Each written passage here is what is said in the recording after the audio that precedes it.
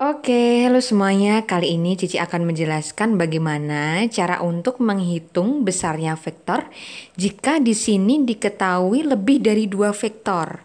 Jadi kalau tadi kan kita udah belajar tuh, kalau misal hanya satu atau dua aja yang diketahui, tapi sekarang lebih. Oke, jadi di sini ada F1 yang besarnya 10 Newton ke arah sumbu X positif. Kalau misal dia udah berada di sumbu X atau sumbu Y dan dia tidak membentuk sudut, berarti kita tidak perlu menguraikan lagi. Yang perlu kita uraikan cukup yang di F2-nya aja. Kita uraikan terhadap sumbu X-nya, sehingga di sini kita akan dapetin F2X, yaitu F2 dikalikan dengan F2 dengan sumbu X positif, dia mengapit sudut 53, berarti cos 53 derajat. Sedangkan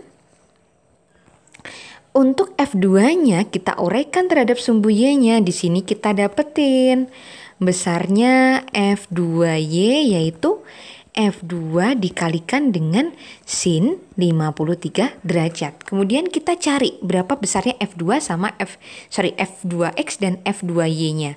F2 20. Cos 53, kalian bisa lihat yang di tabel Cici itu ada. Cos 53 itu besarnya 3/5. Coret-coret sehingga di sini kita dapetin besarnya F2X itu sebesar 4 dikalikan 3, 12 Newton. Sedangkan untuk F2Y berarti 20 dikalikan sin 53. 53 itu 4/5. Coret-coret berarti di sini kita dapetin besarnya 16 Newton. Setelah kita udah punya masing-masing besar untuk arah X dan arah Y-nya, kemudian kita bisa langsung masukkan aja untuk sigma Fx-nya dan sigma Fy-nya. Sigma Fx itu artinya jumlah vektor pada komponen sumbu X-nya. Lihat di sini.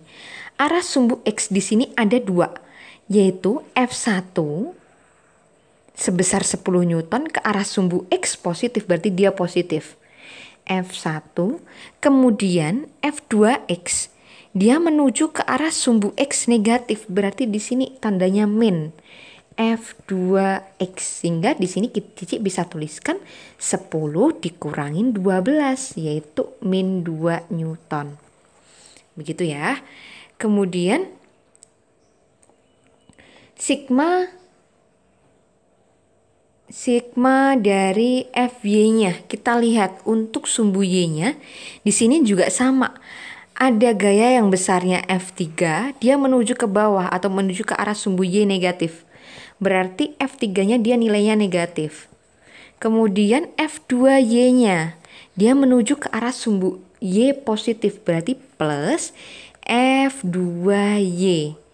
F3 di sini besarnya 10 Newton, min 10 Newton, kemudian ditambah dengan 16 Newton, yaitu sama dengan 6 Newton, begitu.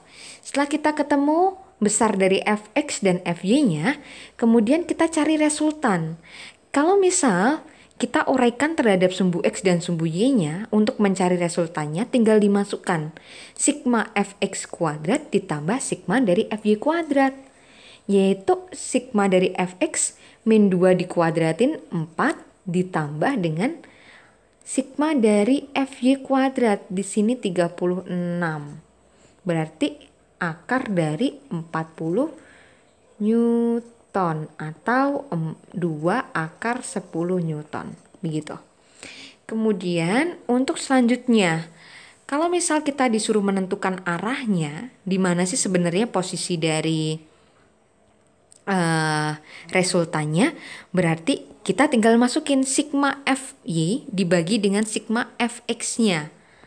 Ternyata di sini didapetin sigma Fy-nya itu 6 Newton per min 2 Newton. Berarti di sini tan tetanya kita dapetin min 3. Kemudian kita cari berapa besarnya theta ketika hasilnya itu min 3.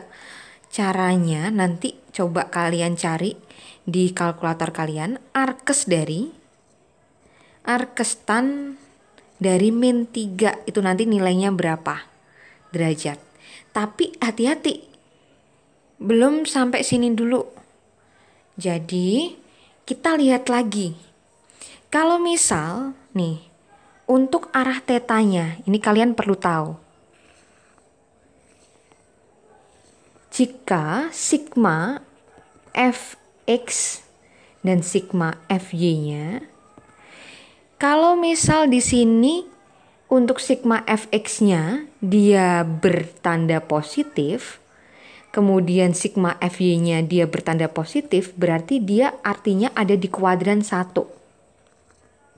Jadi kuadran 1 itu antara ini. Sebentar, Cici kasih tanda. Ini KW1. Kemudian di antara sumbu Y positif dengan sumbu X negatif, ini kuadran 2. Berarti kuadran 2 itu diisi sumbu X-nya dia bernilai negatif, sumbu Y-nya positif. Kemudian untuk kuadran 3, itu sumbu X-nya dia bernilai negatif, sedangkan sumbu Y-nya dia juga bernilai negatif. Nah. Kemudian kalau kuadran 4, itu berarti sumbu Y-nya dia bernilai negatif, sedangkan sumbu X-nya dia bernilai positif. Begitu. Jadi hati-hati nanti. Kalau misal di sini kita dapetin arkestan nilainya arkestan min 3, itu ternyata di sini untuk sigma FY-nya dia bernilai positif. Dan sigma FY-nya, Fx-nya dia bernilai negatif, berarti dia ada di kuadran 2. Jadi cukup sampai sini aja kita tulisnya, itu nggak apa-apa. Kalau misal kita nggak tahu berapa derajatnya. Jadi kalau kita nanti udah tahu berapa besarnya theta, berapa derajat, kemudian nanti kita masukin ke ini. Untuk kuadran 1 itu besarnya alfa. Ini untuk kuadran 2 itu 180 derajat min alfa. Untuk kuadran 3 itu 180 derajat plus alfa. Kemudian kalau kuadran 4 itu 360 derajat dikurangin dengan alfa. Jadi nanti kalau kalian udah ketemu berapa nilai derajatnya, karena dia berada di kuadran 2, maka nanti ditulisin 180 derajat dikurangin dengan hasil dari theta yang kalian dapetin nanti berapa. Ini posisi dari arah resultannya. Seperti itu ya. Kalau misal nanti masih bingung, silahkan PC Cici aja. Terima kasih.